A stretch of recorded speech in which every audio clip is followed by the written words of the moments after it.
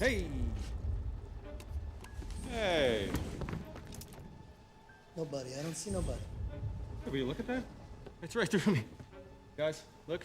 The Samurai of Tehran. Guys?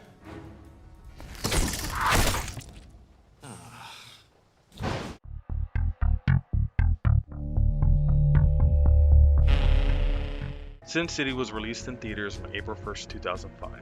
It covered the first, third, and fourth books in Frank Miller's popular comic series of the same name, being directed by Robert Rodriguez and co-directed by Frank Miller himself.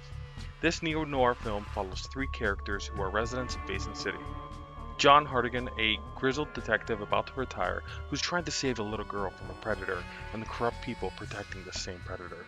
Dwight McCarthy, who gets pulled into a turf war between the women of Old Town and the mob after a accomplice kill. And Marv, a large brute who is after the killer of a woman that gave him the time of his life. The story is broken into 6 different sections. All of them follow or relate to the 3 original main characters. Those 3 characters are flanked by striking and unique side characters and villains that add to the amazing aesthetic this movie has. It opened to wide critical and commercial acclaim, ending up grossing over $158 million at the box office and earning an 8 out of 10 on IMDb. I love Hitman. No matter what you do to them, you don't feel bad.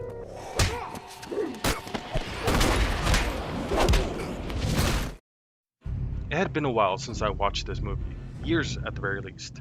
But when preparing for this video, I had strong, clear, and vivid memories of this movie. The scenes were fresh, as if I was remembering something I had just watched the other day. Not only because a lot of the scenes were violent, gruesome, and exceptionally well acted, but because of the style of the film, the look, the black and white and strong pops of color that emphasize things we should pay attention to. The scene where, and sorry for spoilers, Bruce Willis's character John Hartigan took his own life to protect Jessica Alba's character of Nancy Callahan, backdropped against the black background, the foreground and the snow a striking stark white, that scene is just something you don't readily forget. Fair trade. I love you, Nancy. That style is what put Sin City on the map. It's likely the only major production movie that adapted the source material so perfectly to the silver screen, not only narratively but visually. When you watch Sin City, you truly do feel like you're reading a comic book. From the way scenes are shot, focusing on creating stunning and impactful images as you would see in comic panels, to the use of voiceover to mimic the style that comics use for inner monologues. How the hell did they find her? Then it hits me. They were bluffing. I've led them straight to her.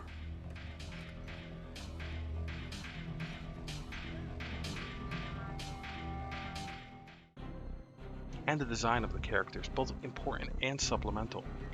Never before have I seen such effort being put into character designs that would only have maybe about 20 or so seconds on screen. The amount of effort that must have taken to make all these designs a reality goes to show how dedicated they were to adapt the source material almost panel for panel.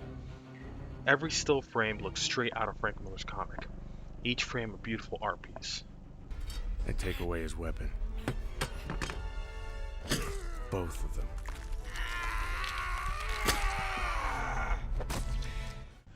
Well, maybe beautiful isn't the right word, but they are striking, and something to be burned into your memory.